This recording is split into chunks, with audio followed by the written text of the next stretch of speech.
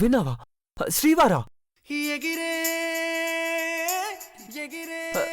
ఇంకొకసారి చెప్పు. ఏమన్నా చెప్పు పార్వతి. ఒక్కసారి చెప్పు Parvati, please please Parvati, please ఒక్కసారి చెప్పు.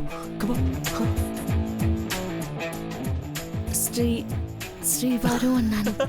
ఎస్, శ్రీవారు. నువ్వు నన్ను వావ్ యాహూ నువ్వు నన్ను శ్రీవారు. పార్వతి ఇంకోసారి చెప్పు. శ్రీవారు. Yes, I've done it. I love you. బయటికి ఏమన్నావు నన్ను? ఏమన్నావు? మళ్ళీ చెప్పు. చెప్పు చెప్పు చెప్పు. పగలు బల విసిరే ఊహలే మనసు మతి చెదరగసిలగా నిలిచగా కళ్ళల్లో కదిలిందా కలగా కరిగిపోతలా ఎదురయ్యే వేళల్లో నువ్వు ఎగిరిపోతలా. ఇంకా చాలా దింపండి.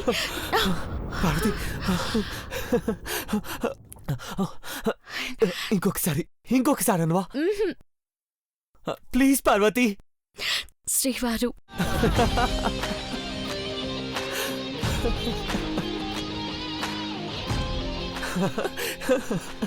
It's so unbelievable. నువ్వు అలా పిలుస్తుంటే ఎంత కొత్తగా ఉందో తెలుసా పార్వతి. శ్రీవారు అనే పదాన్ని ఫస్ట్ టైం విన్నట్టుంది. ఇంత బాగుంటుందా అని నా గుండె గెంతులేస్తున్నట్టుంది. I'm so happy Parvati. చూడు చూడు, ఒకసారి నా గుండె ఎంత ఎంత ఆనందంతో కొట్టుకుంటుందో చూడు, ఎంత సంతోషంగా ఉందో చూడు. Yes yes. నాలుగు గోడల మధ్య మిమ్మల్ని సూత్తా మీకు సేవ చేత్తా గడిపే భాగ్యం నాకు అత్తారింట్లోనే ఉండాలా.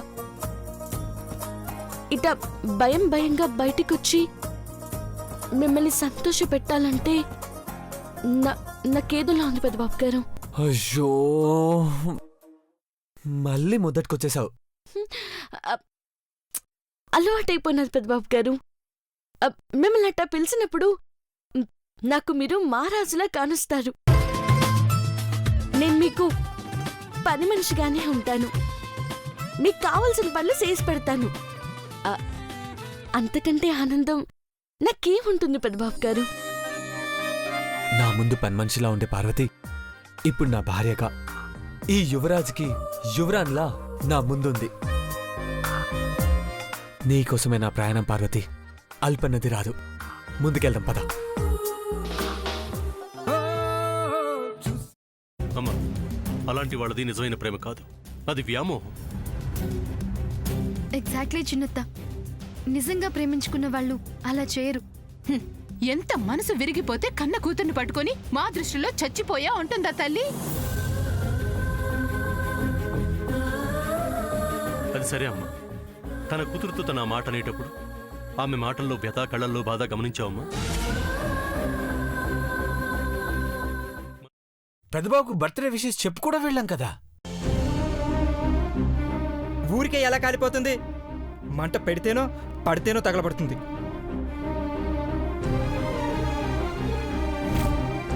కరెక్ట్ చిన్నబాబు, నీకొచ్చినట్టే నాకు డౌట్ వచ్చింది. పార్వతే షర్టును తగలబెట్టిందనుకుంటా.